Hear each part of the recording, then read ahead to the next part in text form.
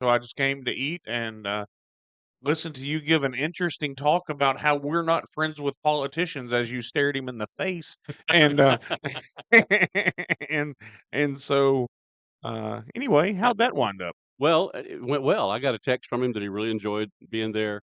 He didn't say that he really liked talking to me or anything, but he said he really enjoyed being there. I think it went well. And we talk about that a lot, actually. My job with the John Birch Society, I've gone all over a lot of Texas, and I've made acquaintance with quite a few politicians. Right. And some of them I would call them friends. They're enjoyable to hang out with, eat lunch or just sit around and talk or whatever. But they still work for us, Right. and we have to keep that in mind. If you do hero worship with politicians, we see that on the left, we see that on the right. That the politicians, oh, it's he's on my side. He can't do anything wrong, and it lets them do anything they want to. You know, And so I don't, I think Chris is going to be fine with that. He's been a businessman. He got into this just in the last couple of years.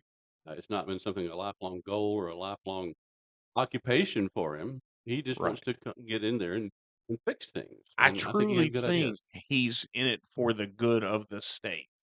Right.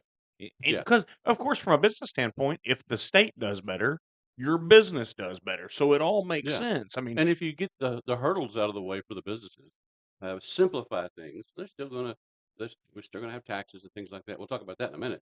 But if the business, sorry, I need to get closer to the microphone. premium listener is Premium instructing listener, our us. tech support, our engineer, premium listener slash engineer tells me I need to be closer to the microphone. So I am anyway, an engineer by trade. So anyway, last night we we had Right. we had we had Chris Spencer there, and I think he had some really good ideas. I Well, talked to him recently.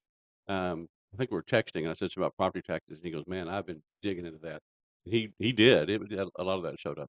well, and so I know you've got some research on that. He mentioned when he was on this show, actually, that he would like to see property taxes go away, as would we all, We because there's no true ownership with property taxes. That's true, and that needs to be the driver behind the argument.